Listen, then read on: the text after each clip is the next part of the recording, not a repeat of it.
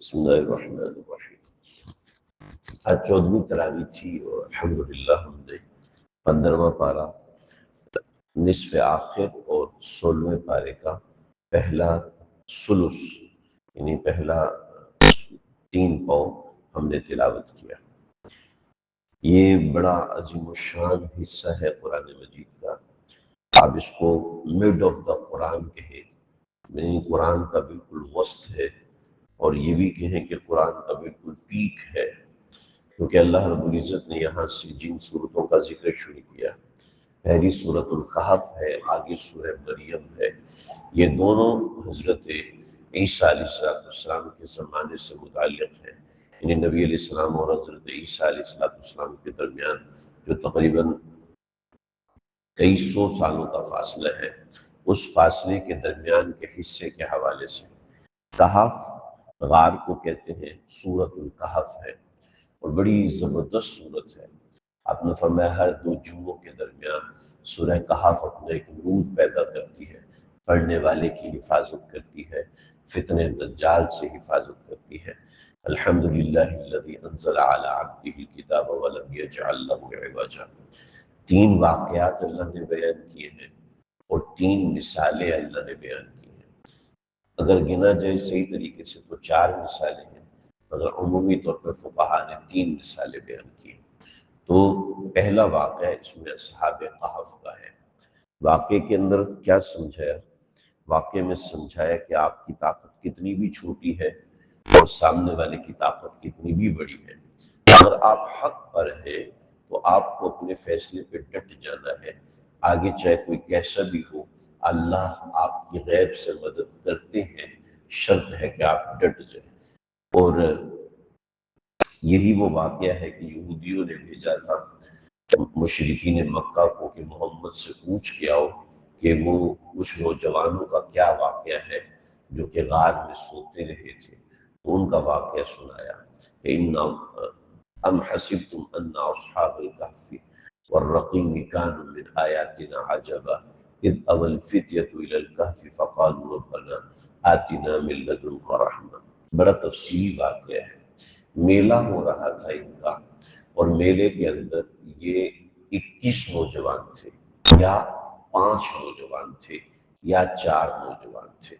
4 سے لے کے 21 کے درمیان کی تعداد ملتی ہے، تو کسی نے کہا قرآن مجید میں بھی ذکر ہے، کسی نے کہا 6، کسی نے کہا 7، اللہ ان کی تعداد کو جانتے ہیں۔ مگر ان لوگوں کو میلے میں بت پرستی کے حوالے سے بے چینی تھی، اور اتفاقاً یہ سارے ایک درخت کے نیچے آ کے جمع ہو گئے۔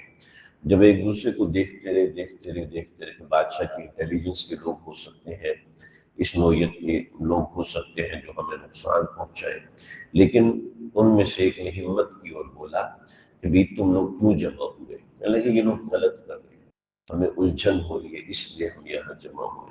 سب نے ایک دوسرے کی تائید کی، اور پھر سب لوگ بادشاہ کے دربار میں پہنچے، بادشاہ کو روکا، بادشاہ نہ روکا تو ان کو کہا کہ تمہیں قتل کر دیا جائے گا، چونکہ یہ سارے وزراء کی اولادیں تھے، بڑے لوگوں کی اولادیں تھے، یہ سارے کے سارے چھپ گئے ایک غار کے اندر۔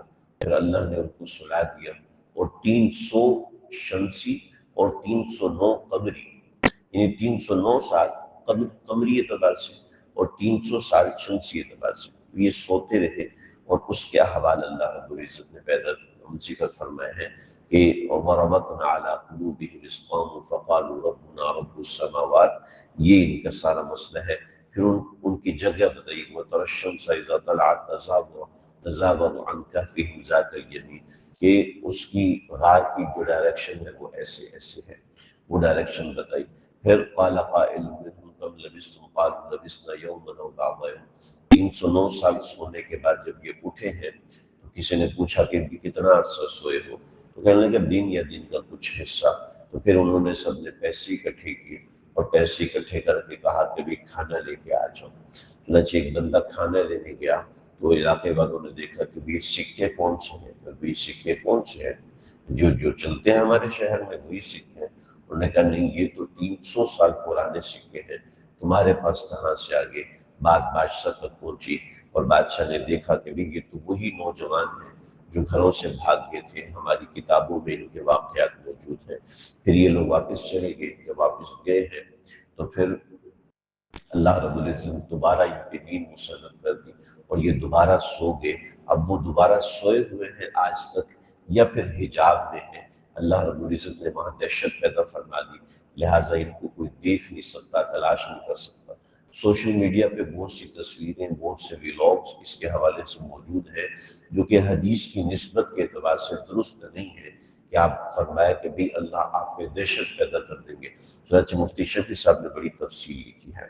بہرحال یہ ایک بات ہے۔ اس کے درمیان میں بات یہ تھی کہ نبی علیہ السلام سے ان لوگوں نے کہا کہ آپ ہمیں بتائیں، تو آپ نے کہا میں کل بتاؤں گا۔ تو 17 دن، 14 دن یا 21 دن وہی نازل نہیں ہوئی۔ اس کے بعد یہ نازل وَلَا تَقُولَنَّ لِشَيْءٍ إِنِّي فَاعِلٌ ذَلِكَ غَدًا۔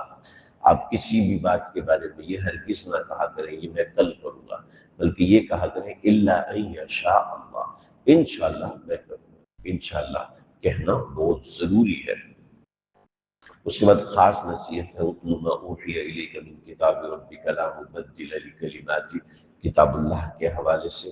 پھر خاص نصیحت بڑی اہم، بڑی اہم، وَاصْبِرْ نَفْسَكَ مَعَ الَّذِينَ يَدْعُونَ رَبَّهُمْ بِالْغَدَاةِ وَالْعَشِيِّ۔ آپ نیک لوگوں کے ساتھ بیٹھیں، اے محمد صلی اللہ علیہ وسلم آپ نیک لوگوں کے ساتھ بیٹھیں جو ذکر کرتے ہیں۔ یعنی نبی علیہ السلام کو صحبت صالحین میں جانے کا حکم ہوا، تو ہم جیسے لوگوں کو کیوں حکم نہیں ہوگا۔ بہرحال اس کے بعد اللہ نے ایک مثال دی۔ مثال کیا ہے؟ اتنا اہم سبق ہے، شرک فی الاسباب۔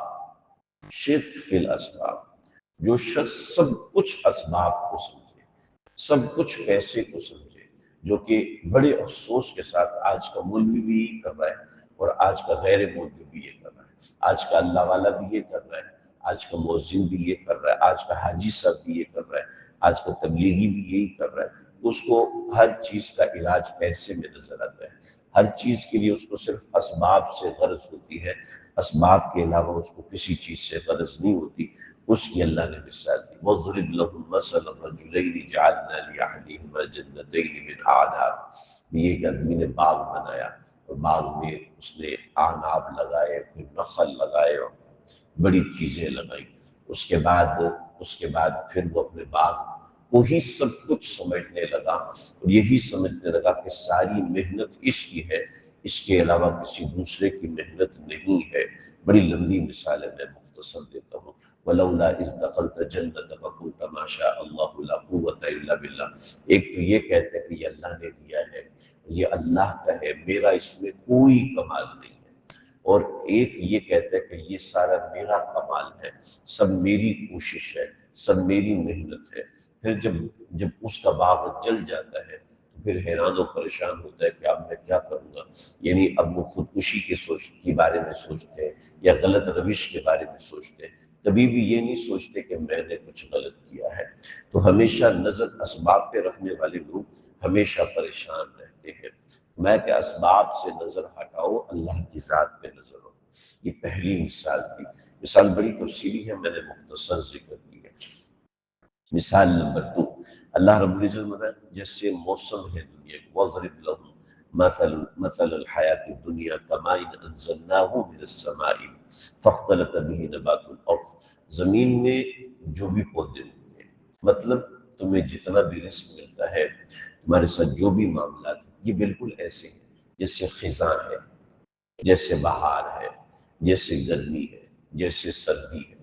تو جیسے یہ موسم ہر وقت جاری نہیں رہتے، ختم ہو جاتے، ایسے کبھی اللہ کی نعمت تمہارے اوپر سے ختم ہوگی، ایسے کبھی اللہ کی طرف سے نازل کردہ مصیبت بھی تم سے ختم ہوگی۔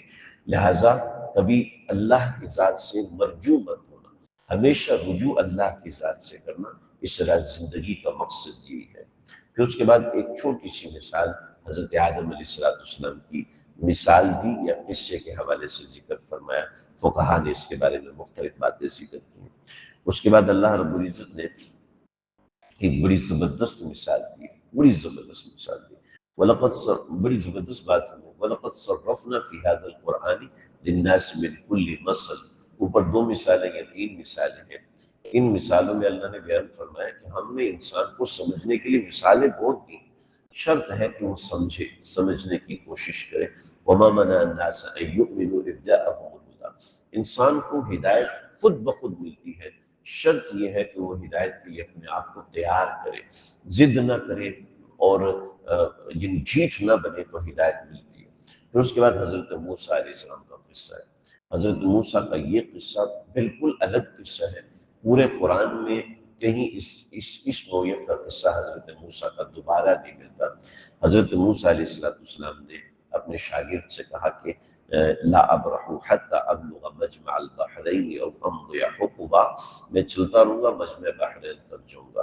چنانچہ فلما بلغ مجمع بینہما نسی حوتہما، تو ان کے ساتھ جو حضرت یوشع بن نون تھے، یوشع بن نون ایک جاگ رہے تھے، حضرت موسیٰ سوئے ہوئے تھے، تو انہوں نے مچھلی کھائی ہوئی تھی، تو وہ مچھلی تھوڑی سی کھائی ہوئی تھی، باقی آدھی مچھلی باقی تھی، تو وہ مچھلی اٹھی ہے، زندہ ہوئی ہے اور پانی کے اندر چلی گئی ہے، اور پانی کے اندر جو گئی ہے تو ایسے گئی ہے جیسے پانی میں پائپ بنتا جا رہا ہے اور وہ پانی کے اندر چلتی چلی جا رہی ہے۔ تو وہ بڑے حیران ہوئے، جب حضرت موسیٰ اٹھے تو ان کو بھول گیا، جب مجمع بحرین سے آگے پہنچے تو دیکھا بھی وہ کھانا لے آؤ، آتینا غداءنا لقد لقینا من سفرنا ھذا نصبا، بھی وہ کھانا لے کے آ جاؤ۔ کھانا کرنے لگے، بھئی وہ کھانا تو یہ ہو گیا، او بھئی وہی تو ہمارا مقام تھا۔ پھر حضرت موسیٰ واپس آئے، حضرت موسیٰ علیہ السلام نے دیکھا کہ وہاں ایک شخص لیٹا ہوا ہے، فوجد عبدا من عبادنا آتیناہ رحمۃ من عندنا، حضرت خضر علیہ السلام وہاں لیٹے ہوئے ہیں۔ حضرت خضر علیہ السلام سے کچھ بحث و تمہیز کے بعد ان کے ساتھ رہنا شروع ہوئے۔ انہوں نے کہا کہ بھی شرط یہ ہے کہ آپ میرے ساتھ چلتے ہوئے مجھ سے سوال جواب نہیں کریں گے۔ انہوں نے کہا جی بالکل ٹھیک ہے، میں بالکل آپ کے ساتھ چلوں گا۔ چنانچہ حضرت خضر علیہ السلام اور حضرت موسیٰ چلتے ہوئے کشتی میں بیٹھے، کشتی والوں نے کرایہ مانگا تو پیسے نہیں تھے ان دونوں کے پاس، تو کشتی والوں نے کہا آپ دونوں اتنے بزرگ لگ رہے ہیں، اتنے نیک لگ رہے ہیں، ہم آپ سے کرایہ نہیں لیتے۔ تو تھوڑی دیر کے بعد حضرت خضر علیہ السلام نے موقع مارا یا کلہاڑی ماری اور کشتی کا تختہ توڑ دیا۔ تو حضرت موسیٰ چلا اٹھے کہ یہ کیا ہے، ایک تو انہوں نے ہمارے ساتھ احسان کیا اور آپ نے ان کی کشتی توڑ دی۔ تو کہنے لگے قال الم اقل لک انک لن تستطیع معی صبرا، آپ میرے ساتھ نہیں چل سکتے۔ حضرت موسیٰ نے کہا ارے مجھے بھول گیا تھا، آپ مجھے اپنے ساتھ رکھیں۔ تھوڑے سے کشتی سے جا کے نیچے اترے تو وہاں کچھ بچے کھیل رہے تھے، ایک بچے کو پکڑا وہیں پہ ذبح کر دیا۔ حضرت موسیٰ چلا اٹھے، اقتلت نفسا زکیۃ بغیر نفس، بچے کو قتل کر دیا۔ حضرت خضر کہنے لگے الم اقل لک انک لن تستطیع معی، آپ نہیں چل سکتے۔ کہنے لگے ان سألتک عن شیء بعدها فلا تصاحبنی، کہ اگر میں آپ سے دوبارہ سوال کروں تو مجھے نکال دیجیے گا۔ چنانچہ جب آگے گئے تو ایک بستی میں پہنچے، بستی والوں سے کھانا مانگا، بستی والوں نے کہا کوئی نہیں کھانا وانا ہم نہیں دیتے۔ تو وہاں پر ایک مکان گرا ہوا تھا یا دیوار گری ہوئی تھی، تو حضرت خضر علیہ السلام حضرت موسیٰ کے ساتھ لگے پورا دن دیوار بناتے رہے، دیوار بنا کے بیٹھ گئے۔ تو حضرت موسیٰ کہنے لگے انہوں نے آپ کے ساتھ اتنا برا کیا، کھانا بھی نہیں کھلایا، اور آپ ان کی کنسٹرکشن کروا رہے ہیں وہ بھی بغیر پیسوں کے۔ تو حضرت خضر نے کہنے لگے کہ بھئی ھذا فراق بینی و بینک، سوال بہت کرتے ہو چلے جاؤ یہاں سے۔ لیکن جو تین مسئلے ہوئے تو میں بتاتا ہوں۔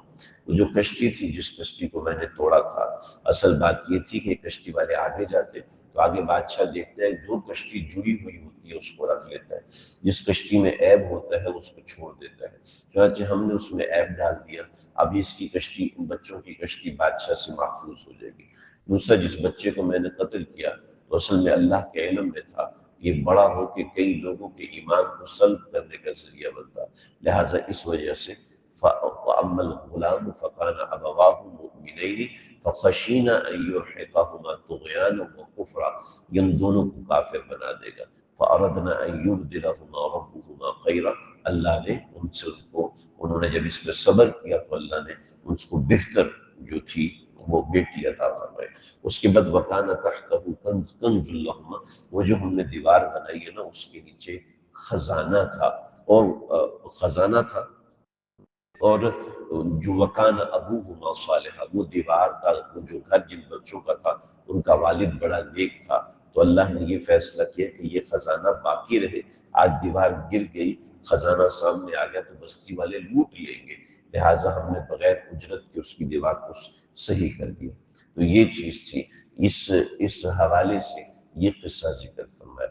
پھر اس کے بعد اللہ رب العزت نے اہل کفر کا ذکر فرمایا، اور اس کے ساتھ ذوالقرنین کا واقعہ ذکر کیا۔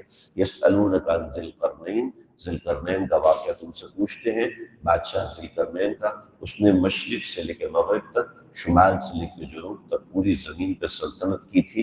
تو اس کے حوالے سے ذکر تھا کہ ذوالقرنین ایک بستی میں پہنچے تو وہاں کہا ان یأجوج ومأجوج مفسدون فی الارض، یاجوج اور ماجوج ہیں، انہوں نے ہمیں تنگ کیا ہوا، آپ ہماری مدد کریں۔ تو حضرت ذوالقرنین جن کو سکندر اعظم بھی کہتے ہیں، انہوں نے ایک سد سکندری یعنی دیوار ذوالقرنین قائم کی، اور اس دیوار کے قائم کرنے کا ذکر ہے۔ کچھ آخر میں مثالیں ہیں۔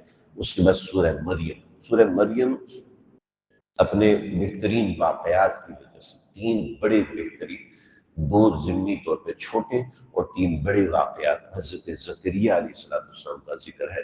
اذ نادى ربه نداء خفیا، اصل میں حضرت زکریا نے، سورہ آل عمران میں ہم پیچھے پڑھ چکے ہیں، حضرت زکریا نے دیکھا کہ حضرت مریم کے پاس غیب سے پھل آ رہے ہیں، تو بڑے حیران ہوئے، اور وہ محراب میں بند رہتی تھی، جیسے ہماری محراب میں تو اس کا آگے دروازہ لگا دیے تو بند ہو جاتی، محراب میں رہتی تھی، اور ظاہر بات ہے ہماری محراب تو کھلی ہے، ان کی تو بند ہے۔